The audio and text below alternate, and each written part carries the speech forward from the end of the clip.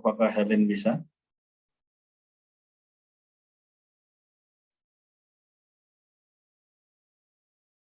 Oke, mungkin saya dulu ya. Ayat 9, tetapi saudara-saudara yang terkasih, sekalipun kami berkata demikian tentang kamu, kami yakin bahwa kamu memiliki sesuatu yang lebih baik yang mengandung keselamatan. Sebab Allah bukan tidak adil, sehingga ia lupakan pekerjaanmu dan kasih yang kamu tunjukkan demi namanya, dengan melayani orang-orang kudus seperti yang terus kamu lakukan. Tapi kami ingin supaya kamu masing-masing menunjukkan kesungguhan yang sama untuk mewujudkan kepastian pengharapanmu sampai akhir.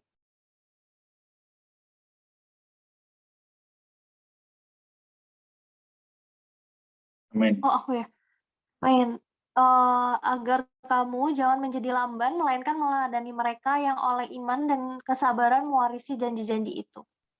Ayat 13, sebab ketika Allah memberikan janjinya kepada Abraham, ia bersumpah demi dirinya sendiri, karena tidak ada orang yang lebih tinggi daripadanya. Katanya, sesungguhnya aku akan memberkati engkau berlimpah-limpah dan akan membuat engkau sangat banyak.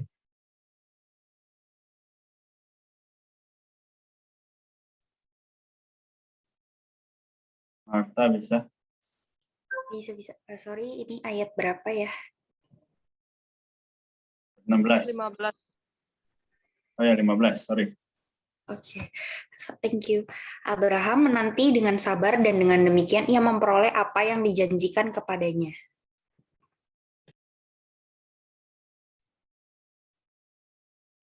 Silakan, Nel. Ya, 16 sama dengan orang yang lebih tinggi, dan sumpah itu menjadi suatu pengukuhan baginya yang mengakhiri segala perbantahan. Karena itu, ketika Allah bermaksud menunjukkan dengan lebih meyakinkan kepastian rencananya kepada para ahli waris janji itu, ia menjamin dengan sumpah. Ayat 18, supaya melalui dua kenyataan yang tidak berubah-ubah, dalam hal ini Allah tidak mungkin berdusta, kita yang mencari perlindungan, beroleh dorongan yang kuat untuk berpegang pada pengharapan yang terletak di depan kita. Ayat 19, pengharapan itu sauh yang kuat dan aman bagi jiwa kita yang telah dilabuhkan sampai ke belakang kami. Ayat 20, di mana Yesus telah masuk sebagai perintis bagi kita, jika ia menjadi imam besar sampai selama-lamanya, menurut aturan Melkisedek. 2. Imam besar yang tidak berperbedaan, agung, hidup, dan sanggup menyelamatkan dengan sempurna. Sebab Melkisedek adalah Raja Salem dan Imam Allah yang Maha Tinggi. Ia pergi menyongsong dan memberkati Abraham ketika Abraham kembali dari peperangan mengalahkan raja-raja. Ayat 2, pun Abraham memberikan 10 dari semuanya. Nama Melkisedek sama-sama berarti Raja Kebenaran dan juga Raja Salem, yaitu Raja Damai Sejahtera. Ia tidak berbapak, tidak beribu, tidak bersila-sila, harinya tidak berawal, dan hidupnya tidak berkesudahan. Dan karena ia dijadikan sama dengan anak manusia, ia tetap menjadi imam sampai selama-lamanya. Ayat 4, perhatikanlah betapa agungnya orang itu yang kepadanya Abraham, bapa leluhur kita, memberikan 1/10 dari segala rampasan yang paling baik. Menurut hukum Taurat, keturunan Lewi yang menerima jabatan imamlah, yang mendapat tugas untuk memungut persepuluhan dari umat Israel, yaitu dari saudara-saudara mereka, sekalipun mereka ini juga keturunan Abraham. Tetapi Melkisedek bukan keturunan mereka, memungut persepuluhan dari Abraham dan memberkati dia yang justru memiliki janji itu.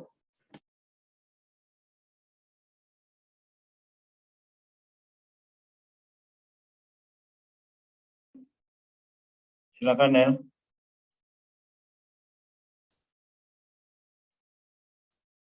Oh, hilang ya. Mungkin sinyal kali.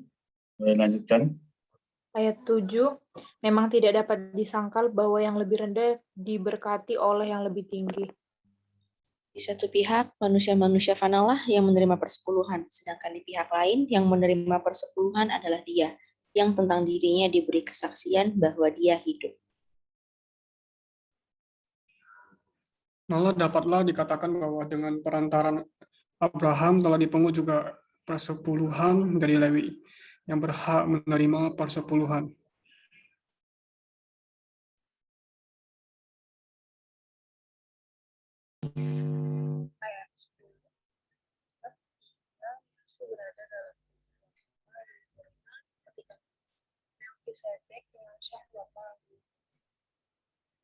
Oke, puji Tuhan ya. Jadi kita setelah menyelesaikan porsi hari ini dari pasal 6 ayat 9 sampai pasal 7 ayat 10 ya.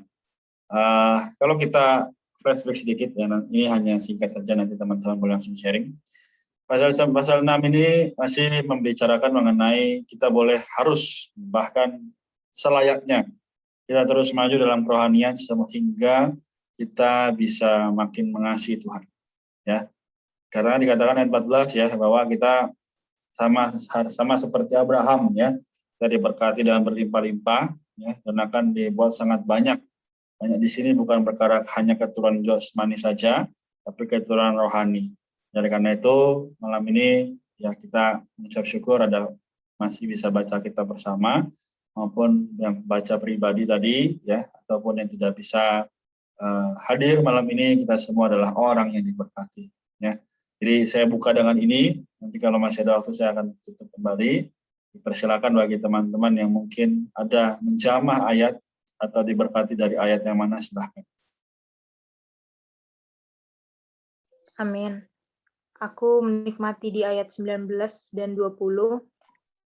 Akan itu sau yang kuat dan aman bagi jiwa kita yang telah dilabuhkan sampai ke belakang tabir, di mana Yesus telah masuk sebagai perintis bagi kita, ketika ia menjadi imam besar sampai selama-lamanya menurut aturan Melkisedek. Kalau dari catatan kakinya, itu Sau menyatakan bahwa kita itu sedang di lautan berbadai tanpa Sau pengharapan kita akan kandas. Terus selanjutnya juga di surga yang Tuhan Yesus masuki, hari ini adalah tempat Maha Kudus di belakang tabir. Jadi pengharapan kita itu seperti Sau yang kuat dan aman yang telah masuk ke sana. Dan roh kita juga bisa masuk ke sana gitu. Itu sih yang aku nikmati. Amin. Amin. Thank you Eva. Ya, jadi this is important ya. Ini sangat penting juga. Salah satu ayat yang mendukung bagaimana supaya kita bisa makin maju. Ya, itu pengharapan kita, iman. Ya, amin. Thank you. Ada lagi lainnya? Amin. Aku menikmati di pasal 7 ayat 3, di sana dikatakan, ia tidak berbapa, tidak beribu, tidak bersilsilah, harinya tidak berawal dan hidupnya tidak berkesudahan, dan karena ia dijadikan sama dengan anak Allah, ia tetap menjadi imam sampai selama-lamanya. Awalnya ya aku juga bertanya gitu, kenapa harus dipakai Melkisedek ini. Nah, tapi ternyata di sini dikatakan bahwa sebenarnya semua tokoh penting di dalam Alkitab Kejadian itu memiliki silsilah kecuali Melkisedek. Nah, Melkisedek ini juga nggak disebutkan kapan awal hidupnya dan akhir hidupnya. Nah, ini sangat cocok untuk melambangkan Kristus yang tidak berawal dan tidak berakhir. Dia sebagai putra Allah itu tidak memiliki awal dan tidak memiliki akhir karena dia itu adalah Allah yang kekal. Nah, tapi sebagai manusia dia memiliki silsilah. Dipuji Tuhan, aku mengapresiasi mengenai kitab Ibrani ini memiliki maksudnya menggunakan Melkisedek ini memberikan satu lambang yang jelas dan sangat tepat untuk melambangkan Kristus. Puji Tuhan. Oke, thank you.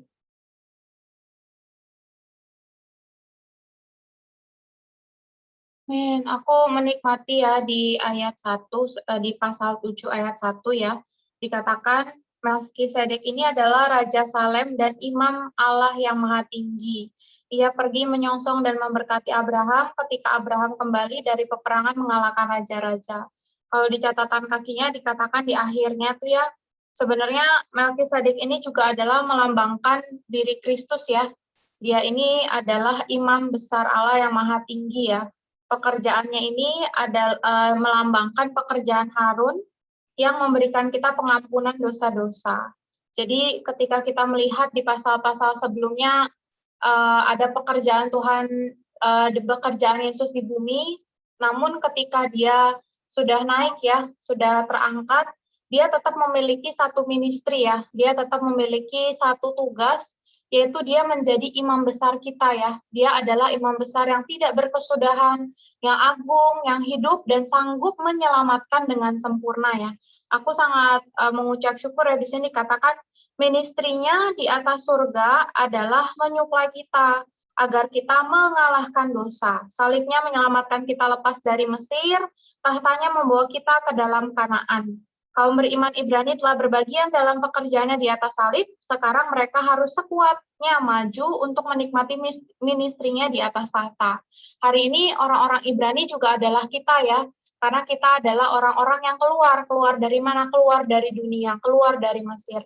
Hari ini di dalam kehidupan kita sehari-hari kita tidak boleh kehilangan atau tidak boleh terlepas dari ministry Tuhan yang ada di surga, yaitu dia setia menyuplaikan kita dengan apa adanya dirinya ya. Tadi dikatakan dia itu setia menyuplai kita agar kita bisa mengalahkan dosa. Hal ini berarti kalau kita kehilangan atau kekurangan suplai dari ministry Kristus yang ada di surga, pasti kita sulit ya untuk mengalahkan dosa. Mungkin dalam kehidupan sehari-hari kita masih bisa membatasi diri untuk tidak marah, untuk tidak kesal, untuk ya maksudnya mengatur segala sesuatu dengan baik. Tapi sebenarnya hal itu tuh ada batasnya ya. Tapi puji Tuhan kita punya satu kunci ya untuk mengalahkan segala dosa, untuk membawa kita lepas dari Mesir ya, yaitu kita menikmati suplaian dari Kristus yang ada di surga ini. Dengan cara apa? Dengan cara kita tetap tinggal di dalam roh kita. Jadi puji Tuhan kita punya imam besar ya, yang turut merasakan kelemahan kita, juga setia menyuplaikan dirinya sendiri kepada kita, membawa kita bisa sekuatnya maju untuk diserupakan dengan dia. Amin. Amin. Lagi? Silakan.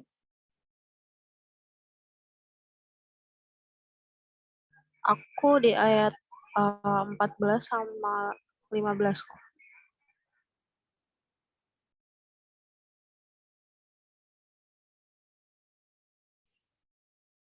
Ayat 14-nya katanya, sesungguhnya aku akan memberkati engkau berlimpah-limpah dan akan membuat engkau sangat banyak. Terus ayat 15-nya, Abraham menanti dengan sabar dan dengan demikian ia memperoleh apa yang dijanjikan kepadanya. Ayat ini ya kayak ingetin aku sih di kondisi sekarang. Jadi harus sabar gitu. Untuk menanti janji Tuhan itu aja sih kok. Thank you. Oke, si Tuhan. Harus sabar, ya, seperti Abraham. Thank you. Saya kasih kesempatan, satu orang lagi mungkin yang mau share. Kita berkati.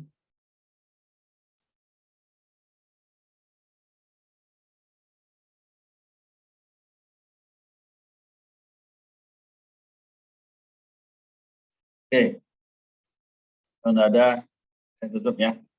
Jadi teman-teman sekalian malam ini, kasih karunia Tuhan berlimpah. Ya, sama seperti dalam kitab Bilangan pasal 6, ya, ayat 24-26, di situ Tuhan terus memberkati kita, Dia memberikan wajahnya, mengarahkan kepada kita, yang memberikan kepada kita kasih karunia. Ya. Ini juga adalah seperti bagaimana imam besar. Dalam Ibrani 4, ya kita kemarin juga 2 pasal yang lalu, pasal 4 ayat 15-16, dia adalah imam besar, namun dia tidak berdosa. Ya, dia dapat melewati seluruh masalah, dia sama seperti kita. Tapi sekali lagi dia tidak berdosa. Nah, hari ini dari pasal 6 ayat 9 tadi, ya, kita bisa lihat ya bahwa di sini ada satu perkara yang kita lebih unggul daripada orang dunia hari ini. Ya. Itu apa? Kita memiliki sesuatu yang lebih baik yang mengandung keselamatan. Sekarang pertanyaannya adalah, apakah kita masih mau pilih ini atau mau memilih yang kelihatan? Teman-teman sekalian, kita nggak bisa berharap kepada sekali lagi yang kelihatan. Ini sudah terbukti ya. Bahwa sekarang pandemi, ya semua pegangan, semua harapan pupus ya. Bahkan ya kita masih ingat beberapa orang sudah putus asa dan sebagainya. Tapi malam ini kita punya Allah yang tidak adil. Allah yang maaf 10, sebab Allah bukan tidak adil ya. Kita punya Allah yang adil. Sehingga ia tidak lupa pekerjaan kita. Ia tidak lupa jerih lelah kita di dalam iman. Hari ini sebagai orang kudus, seberapa jauh kita telah mengenal Kristus? Mau nggak sih kita nih misal habis capek kuliah, capek kerja, tugas ya, kita datang pada Tuhan. Atau, wah karena udah jenuh ya, kita malah datang ke yang lain. Nah, ini menjadi perenungan masing-masing ya. Teman-teman sekalian, tadi sudah teman-teman bahas ya pengharapan, saul yang kuat, iman dan sebagainya. Ini adalah kunci bagaimana kita bisa terus maju ya seperti dalam perikopnya yang untuk mencapaikan kita kepada kedewasaan. Kita bukan lagi seperti bayi-bayi. Kita memang sudah menjadi orang Kristen. Kita perlu minum susu. Susu kalau tidak diubah ke makanan keras hanya akan menjadikan kita lemah. Gigi kita lemah ya. Mungkin tubuh kita juga tidak bisa kuat. Di malam hari ini kita sudah memiliki itu, ya, dia menjadi perintis teman-teman ya. Yesus menjadi perintis bagi kita. Ya, bahkan dia menjadi imam besar sampai selama-lamanya.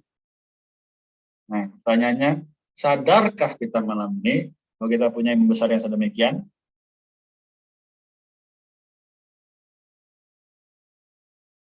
Halo? Amin. Oke, sadar ya harusnya ya. Nah, maka dibilang di sini, imam besar tidak berkesudahan, agung, hidup, dan sanggup menyelamatkan dengan sempurna. Kalau kita punya perasaan dan hati nurani yang dalam, kita pasti betul-betul akan bersyukur, bersukacita. We have the high priest. Ya. He is eternal. Dia tidak berkesudahan, dia agung, dia hidup. Bahkan sampai tadi di ayat yang ke-6. Tapi Melkisedek yang bukan keturunan mereka memungut persepuluhan dari Abraham dan memberkati dia yang justru memiliki janji. Sekarang kita telah memiliki janji, kita telah diberkati. Pertanyaannya, mau nggak kita memberkati orang lain? Dengan cara apa? Sederhana. Kita share kenikmatan. Kita share ayat yang membawa kita diberkati hari itu. That's it. Ya, ini jalannya. No other way. Tidak ada shortcut. Ya. Teman-teman sekalian, untuk bertumbuh dalam kerohanian harus melewati tahap ini. Ya. Karena sekali lagi untuk masuk ke dalam perhentian yang lebih baik, kita semua harus melewati tahap yang sama. Seperti bangsa Israel, mereka sama-sama dari Mesir, mereka keluar 40 tahun, menghadapi namanya makanannya diganti ya, dari daging, bawang prei, mereka makan mana, nah di situ mereka mendapatkan tahapan. Dan mana mereka diganti makanannya, menjadi tawar ya, menjadi murni ya, Kristus itu sendiri, baru mereka bisa masuk ke dalam tanah Kanaan. Hari ini, rela nggak kita makanan rohaninya diganti? Hanya Kristus semata. Amin. Amin ya. Oke, jadi semoga perkataan saya terbatas, tapi perkataan Kristus yang tidak terbatas ini bisa memberkati teman-teman sekalian. Karena katakan ayat yang ke-7, memang tidak dapat disangkal bahwa yang lebih rendah diberkati oleh yang lebih tinggi. So, hari ini kita saling memberkati, mungkin saya diberkati oleh teman-teman, ya teman-teman memberkati teman-teman yang lain, sehingga dalam kehidupan kita hanya Kristus yang dimuliakan. Ya. Dan memang mungkin kita mengalami, Tuhan kok hari ini aku nggak bisa sukacita, Tuhan kok hari ini aku lemah. Jangan salah, itu Tuhan sedang mendidik kita, Tuhan sedang membawa kita menghadapi tahapan-tahapan yang lebih baik. Ya, jadi Tuhan, karena itu kita cukup sampai di sini. Ya, adakah yang mau mewakili kita untuk berdoa, mengucap syukur untuk menutup malam ini?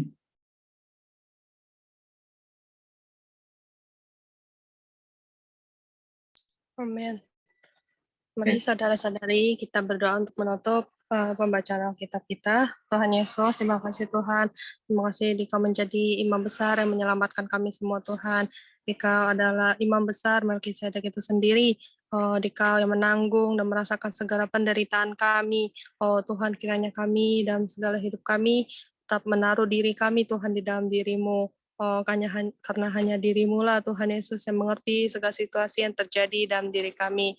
Kiranya kami juga berpegang teguh terhadap iman kami dan tetap berada di sauh ini Tuhan, sehingga kami dalam hidup kami tetap menuju jalan-Mu. Tuhan Yesus, terima kasih atas pembacaan firman-Mu. Amin.